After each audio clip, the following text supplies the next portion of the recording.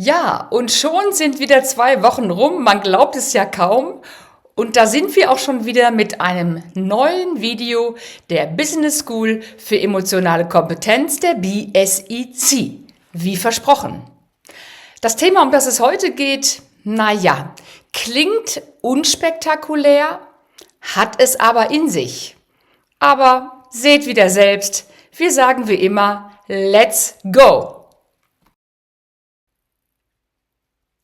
Ja, um was geht es also heute? Um die ganz einfache, schlichte Frage, was eigentlich wirklich heutzutage wichtig ist, um professionell im Job kommunizieren zu können.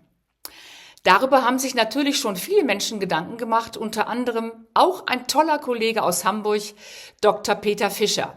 Die genaue Quellenangabe findet ihr hier unten auf der Folie. Und ich habe das Ganze so ein kleines bisschen weiterentwickelt. Peter Fischer und ich sind uns einig. Eine ganz, ganz wesentliche Voraussetzung, eigentlich die wichtigste, um gut im Job kommunizieren zu können, ist das, was er mit dem tollen neuen Wort Know Me bezeichnet, nämlich die sogenannte Selbstreflexion. Aus meiner Sicht ist das nicht nur für Führungskräfte wichtig, für die natürlich besonders, sondern heutzutage für jeden Mitarbeitenden auf diesem Globus, möchte ich fast sagen.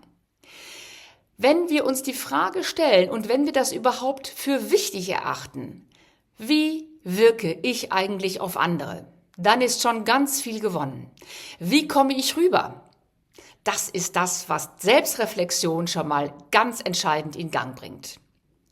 Und natürlich, was anderes ist auch noch wichtig, dass ich die richtigen Werkzeuge kennenlerne, das sogenannte Know-how, Tools, Methoden, keine Frage. Und selbstverständlich auch das, was der Kollege das Know-what bezeichnet, die Fachkenntnisse, die auch nicht fehlen dürfen, klar. Ich glaube, es wird schnell deutlich. 2 und 3, also das Know-how, was wir landläufig auch immer schon kennen als Wort, und das Know-what, also Methodenkompetenz und Fachkompetenz. Das kann ich eigentlich lernen, bis ich irgendwann in den Ruhestand gehe. Und hoffentlich hört das dann auch nicht auf. Für das sogenannte Know Me, für die Selbstreflexion, da braucht es im Unterschied zu Know-how und zu Know What eine Entscheidung.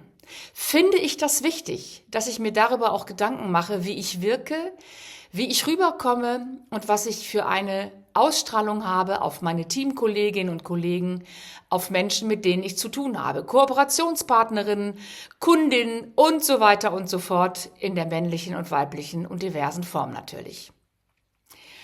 Also, da steckt ganz viel Musik drin, aus meiner Sicht ganz viel Potenzial und vielleicht darf ich das an dieser Stelle noch erwähnen.